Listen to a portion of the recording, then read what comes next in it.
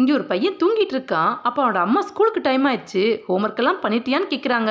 இவன் உடனே எழுந்து ஹோம்ஒர்க் எல்லாம் பண்ணலையே, என்ன பண்றதுன்னு யோசிக்கிறான். அவன் அம்மா கிட்ட பயங்கரமா தலைவலிக்குது, இன்னைக்கு நான் ஸ்கூலுக்கு போலன்னு சொல்றான். அம்மாவோ நான் கடைக்கு போறேன், நீ உங்க அப்பா கிட்ட சொல்லிக்கோ, நல்லா உன்னை அடிக்க போறாருன்னு சொல்லிட்டு கிளம்பிடுறாங்க.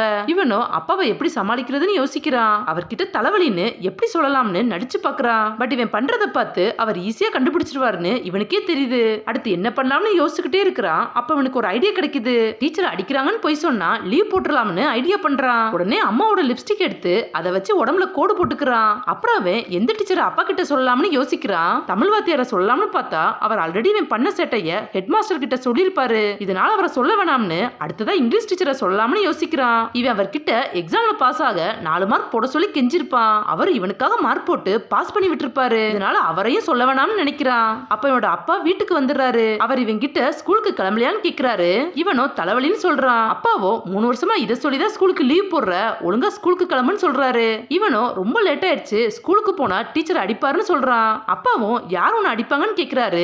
இவனோ இவனுக்கு ஹிஸ்டரி கிளாஸ் எடுக்கிற வாத்தியாரோட பேரை சொல்லிடுறான். அப்பா இவன் சொல்றத நம்பாம ஸ்கூலுக்கு கிளம்புன்னு சொல்றாரு. உடனே இவன் அந்த சார் தான் யாரோ பண்ண தப்புக்கு என்ன அடிச்சிட்டாருன்னு முதுகுல லிப்டிக்கால போட்ட கோடை காட்டுறான். அப்பா அதை அடிபட்டதுன்னு நினைச்சு தொட்டு பார்க்கும்போது இவன் வலிக்கிற மாதிரி நடிக்கிறான். இவனுக்கு அடிபட்டதை பார்த்ததும் அப்பா ஷாக் ஆகி நானும் உன் கூட ஸ்கூலுக்கு வரேன்னு சொல்றாரு. உடனே அவர் தான் என்னோட கிளாஸ் டீச்சர், ஹெட் மாஸ்டர் சொன்னா கூட அவர் எதுவுமே கேட்க மாட்டாருன்னு சொல்றான். அப்பாவுக்கு ஆபீஸ்ல மீட்டிங் இருக்கிறதுனால அவர் வெளியில வந்து ஒரு லெட்டர் எழுதுறாரு. அப்பா வெளியில போனதும் இவன் ஸ்கூலுக்கு லீவ் போட போறான்னு ஜாலியா குதிச்சிட்டு இருக்கான். அப்பா அந்த லெட்டர் எழுதி முடிச்சதும் அதை இவன் கிட்ட கொடுத்துட்டு இன்னைக்கு ஸ்கூலுக்கு போய் இதை ஹெட் மாஸ்டர் கிட்ட கொடுத்துட்டு நாளைக்கு வந்து அவரை பாக்குறேன்னு சொல்லிட்டு கிளம்பிடுறாரு. இவன் போட்ட பிளான் எல்லாம் ஃபெயில் ஆயிடுச்சுன்னு இவன் ஃபீல் பண்ணிக்கிட்டே ஸ்கூலுக்கு கிளம்புறான். போற வழியில எல்லாம் இந்த லெட்டர் ஹெட் மாஸ்டர் கிட்ட கொடுக்கலனா அப்பா கிட்ட எப்படி அடி வாங்குவோன்னு நினைச்சு பாக்குறான். கொஞ்ச நேரம் கழிச்சு அந்த லெட்டர்ல என்ன எழுதி இருக்குன்னு படிச்சு பாக்குறான். அதுல அந்த ஹிஸ்டரி கிளாஸ் எடுக்கிற வாத்தியார் மேல உடனே ஆக்ஷன் எடுங்கன்னு போட்டிருக்கு. இத பார்த்துட்டு இப்ப இந்த விஷயத்தை எப்படி சமாளிக்கிறதுன்னு இன்னொரு ஐடியா பண்றான். எப்படியாச்சும் இன்னைக்கு ஹிஸ்டரி வாத்தியார நம்மள அடிக்க வச்சா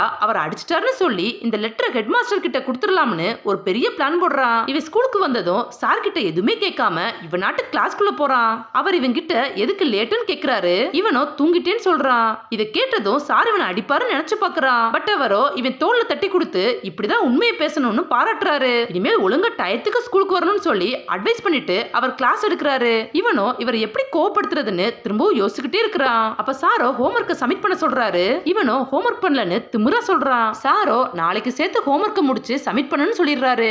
இப்பவும் அவருக்கு கோவம் வரலன்னு இவன் ரொம்ப ஃபீல் பண்றான். இவன் பண்றதெல்லாம் பார்த்து இவன் பக்கத்துல இருந்த ஃப்ரெண்டோ நீ இன்னைக்கு ரொம்ப ஓவரா போற, கண்டிப்பா சார் கிட்ட அடி வாங்க போறேன்னு சொல்றான். இவன் சொல்றத கண்டுக்கவே இல்ல. அப்புறம் அவரு கிளாஸ் எடுத்துட்டு இருக்கும்போது இவன் ஆன்சரை மாத்தி மாத்தி சொல்லி அவரை கோவப்படுத்த பாக்குறான். இவன் பேசுறத கேட்டு கிளாஸ்ல உள்ள எல்லாருமே சிரிக்கிறாங்க. சாரோ வாய மூடிட்டு ஒழுங்காருன்னு இவனை திட்டுறாரு. பட் இவன் அதை கேட்காம எங்களுக்கு இப்ப கிரிக்கெட் விளையாடணும், யாரெல்லாம் கிரிக்கெட் விளையாட வரீங்கன்னு கேக்குறான். கிளாஸ்ல உள்ள மத்த பசங்களும் கிரிக்கெட் விளையாட போகணும்னு சொல்லி கத்துறாங்க. இதை கேட்டதும் அவர் கோவப்பட்டு இவனை வெளியில போக சொல்றாரு. இவன் அப்பவும் திமிரா நான் கிரிக்கெட் விளையாட போக எனக்கு டீம் வேணும், கொஞ்சம் பேரை அனுப்புங்கன்னு சொல்றான். உடனே அவர் கம்பு எடுத்து இவனோட கையில அடிச்சிடுறாரு. இவன் அடி வாங்கினதும் பிளான் சக்சஸ் ஆயிருச்சுன்னு ரொம்ப சந்தோஷப்படுறான். கொஞ்ச நேரம் கழிச்சு ஸ்கூல் முடிஞ்சதும் எல்லாரும் வீட்டுக்கு கிளம்புறாங்க. அந்த சாரோ இவனை அடிச்சதுக்காக ரொம்ப ஃபீல் பண்ணிட்டு இருக்காரு. அதே நேரம் இவன் நேரா ஹெட் மாஸ்டர் ரூமுக்கு போறான். அங்க இருக்க பியூன் கிட்ட நான் அந்த லெட்டரை ஹெட் மாஸ்டர் கிட்ட கொடுக்கணும்னு சொல்றான். பியூனோ அவர் இன்னைக்கு லீவு, அவர் வர 1 வாரம் ஆகும், அது வர ஹிஸ்டரி வாத்தியார் தான் இன்சார்ஜ், அவர்கிட்ட இந்த லெட்டரை கொடுத்துருன்னு சொல்றாரு. இவன் ஷாக் ஆகி நிக்க அப்ப இவன் பின்னாடி ஹிஸ்டரி வாத்தியாரும் வந்துடுறாரு. அவர் இவன் கிட்ட வந்து என்ன மன்னிச்சிரு, உன்னை ரொம்ப அடிச்சிட்டேன்னு சொல்லி சாரி கேக்குறாரு. இவன் அவர்கிட்ட இனிமேல் ஒழுங்கா நடந்துக்கிறேன்னு சொல்லிட்டு இருக்கான். அப்ப பியூனோ இவன் ஹெட் மாஸ்டர் கிட்ட ஒரு லெட்டர் கொடுக்கணும்னு சொன்னா அதை நீங்களே வாங்கிக்கோங்கன்னு போட்டு கொடுத்துறாரு. சாரும் அது என்ன லெட்டர்னு கேட்டுட்டு அதை வாங்கி மொத்தமா படிச்சிடுறாரு. இவனோ என்ன பண்றதுன்னு தெரியாம முழிச்சுக்கிட்டே நிக்கிறான். இவன் ஒரு பொய்ய மறைக்க இன்னொரு பொய் சொல்லி கடைசியில அவன் வசமா மாட்டிக்கிட்டான்.